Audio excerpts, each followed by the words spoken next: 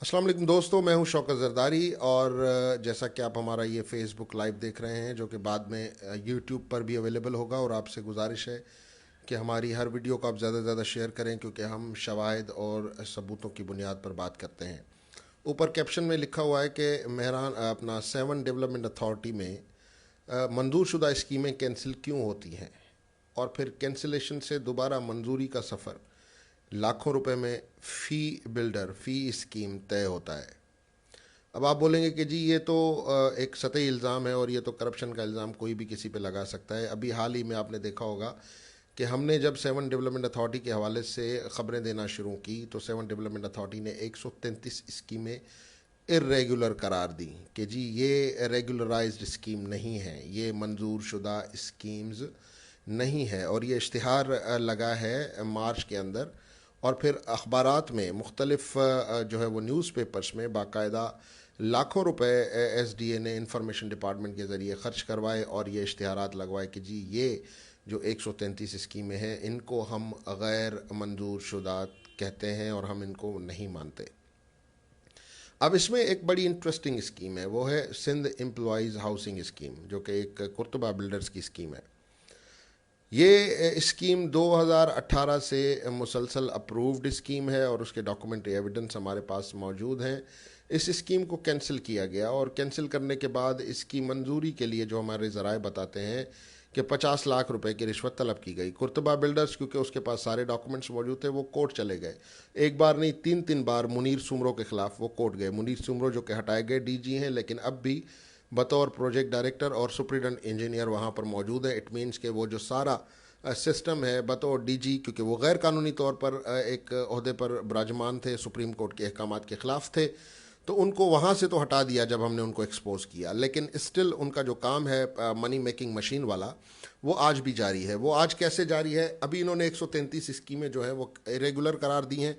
अब उन मुख्तलिफ बिल्डर से पैसे मांगे जा रहे हैं, किसी से 15 लाख, किसी से 20 लाख, फ़ी एकड़ 1 लाख रुपए का रेट है मुनीर सुमरो साहब का। और अब आप इसमें अंदाज़ा लगा लें, और सोने पे सुहागा मैं आपको बताऊं, मुनीर सुमरो ने तो वहाँ भी पैसे बनाए जहाँ उसकी अथॉरिटी नहीं थी।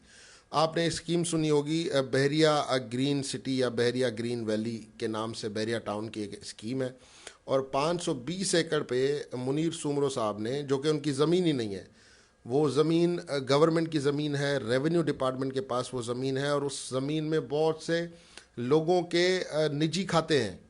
वो ज़मीन इन साहब ने एक प्रोविजनल अप्रूवल दे दिया बहरिया ग्रीन सिटी को, और वहाँ भी इन्होंने करोड़ों रुपए बनाए। ये जो 133 बिल्डर्स हैं, अगर आप रफ फिगर लगा लें, एक एक बिल्डर अगर 10-15 लाख एवरेज 25 लाख भी देता है तो 25 करोड़ रुपए की करप्शन ये स्ट्रेट अवे यहाँ पे हो गई। सिंध की ज़मीन को कोड़ियों के दाम बेचा जा रहा है, और फिर अपनी misuse and abuse of power के ज़रिए मुनीर सुमरो जैसे किरदार, जिनसे कोई सवाल करने वाला नहीं है, जिनसे कोई पूछने वाला नहीं है, लोगों को बेवकूफ़ बनाने के लिए उनको बड़ी कुर्सी से हटा दिया जाता है। लेकिन उनके पास इख्तियारात वो सारे रखते हैं और समझते हैं कि हमने लोगों को बेवकूफ़ बना दिया कि जी हमने मुनीर सुमरो को हटा दिया है।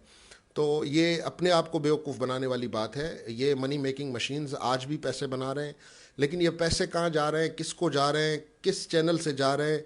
क्योंकि मुनीर सुमरो का एक फैमिली रिश्ता जो है वो वज़ीर आला के प्राइवेट सेक्रेटरी के साथ है, लेकिन जब पता करते हैं तो पता चलता है कि जी इनके आपस में झगड़े हैं। अब आई डोंट नो ये झगड़े असली हैं नकली हैं, ये सारा इस काले धन को बचाने का एक ड्रामा रचाया हुआ है। लोगों के सामने जो है वो मुनाफिकत है और दिली दिल में प्यार मोहब्बत है, ये तो खुदा जानता है, मैं क्यों बैठ के किसी पे इल्ज़ाम लगाऊं।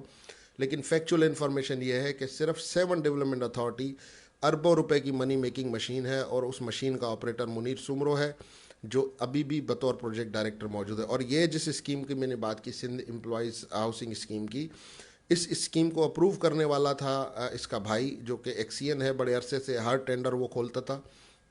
और उसके अलावा जब इस कैंसिल शुदा स्कीम को दोबारा मंजूर किया गया और बगैर पैसों के जब अगली पार्टी कोर्ट में चली गई, तो इन्होंने प्रेशर में आके जब मंजूर किया तो एक 14 स्केल के इंजीनियर से या क्लर्क से, जिसको जो है वो 17 ग्रेड की गैर कानूनी तौर पर पोस्ट दी हुई है असिस्टेंट डायरेक्टर की, उससे उसको मंजूर करवाया गया। तो ये सिंध का निज़ाम जो है वो कैसे चल रहा है, किस तरह चल रहा है, कौन चला रहा है, कितनी रियासतें सिंध के अंदर हैं, हर इदारा हर इंस्टीट्यूट एक रियासत बना हुआ है, हर उस रियासत का एक शहजादा, कहीं बादशाह, कोई शहनशाह बना हुआ है। कि कानून है कहाँ मुरादली शाह साहब? मैं सिंध काबीना के मोअज़्ज़िज़ वुज़रा से पूछता हूँ कि कहाँ है कानून आपका, और किस किस्म का कानून है ये आपका, कि हम आपके सामने लोगों को एक्सपोज कर रहे हैं लेकिन आपको ज़रा भी एहसास नहीं होता कि चले जी हम पूछ ही लें, नोटिस ले लें, कुछ कर लें, लेकिन क्योंकि फिर बादी नज़र में फिर यही शक होता है कि ये सारा पैसा आप लोगों की जेबों में जा रहा है, और ये सारे फ्रंटमैन हैं जिनको 5%, किसी को 10%, किसी को 15% पे आपने रखा हुआ है, इनकी कमीशनें बन रही हैं, ये चोरियां भी कर रहे हैं, ये 1 करोड़ बनाते हैं, आपको बोलते हैं 50 लाख बनाया। तो बहरहाल ये चोरी का सिस्टम, फिर बादी नज़र में लोग यही कहेंगे कि जी ये सारा पैसा आपके पास जा रहा है, और जिससे आप और मज़ीद प्रॉपर्टीज़ पाकिस्तान में और पाकिस्तान से बाहर बना रहे हैं अनफॉर्चुनेटली। बहरहाल मुझे दीजिए इजाज़त, इस स्ट्रीम को शेयर करें और यूट्यूब पर भी सिंध पोस्ट को सब्सक्राइब करें। Thank you very much.